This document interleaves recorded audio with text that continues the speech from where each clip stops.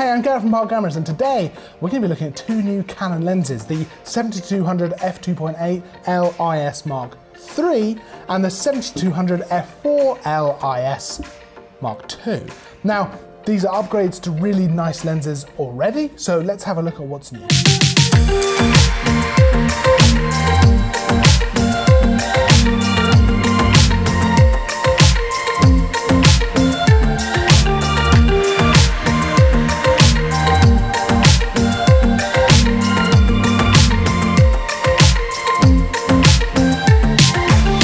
So the 7200 f2.8 Mark II is already one of my favourite lenses to use for all kinds of things. I shoot a lot of the B-roll segments for these videos on that lens. I shoot a lot of photography on there. I know lots of professional users who do the same. It's a lovely lens. So when Canon gave us the opportunity to check out the Mark III, I was super excited, very similarly with the f4 Mark II.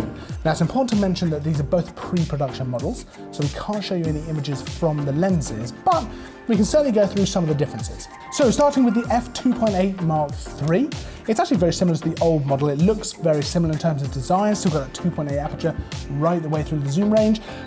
It's still got that rugged, solid design to the body, still great for outdoor, great for wildlife, any sort of outdoor use actually is ideal for.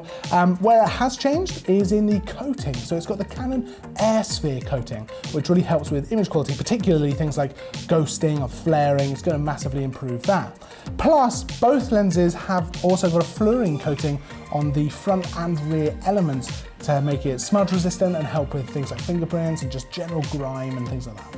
Now the f4 Mark II, there's some big changes on this. So the first big one I want to talk about is the stabilization. So they've massively upped that. Where the old model had 3 stops of stabilization, the new one has 5 stops of stabilization, which is really great. It means shooting video and photography handheld is much more doable, especially on the longer focal range of 200 millimeters. It just makes it much steadier, and it's a really, really big plus. On top of this, they've added a third stabilization mode as well. So you've got 3 options to choose from there, and the third one is designed to track erratic movement.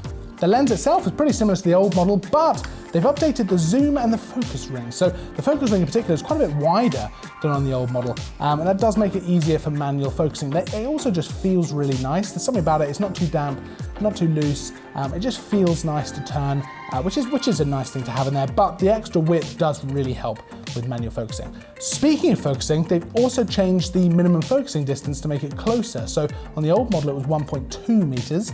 On the new model, it's 1 meter. Now, that may not sound like a huge amount of difference, but actually in the real world, I found that it did make quite a bit of difference. If you like getting close to your subjects, which I do a lot of the time, that does make a bit of difference and just make it easier, especially in tighter spaces, to use a lens like this. The new version's also got 9 aperture blades, where the old version only had 7. It just makes your bokeh a little bit smoother, makes the overall image just a little bit nicer, which is a nice thing to have. So there we go, 2 new Canon L lenses. Now it's probably fair to say that Canon haven't completely reinvented the wheel here, but then they really didn't need to.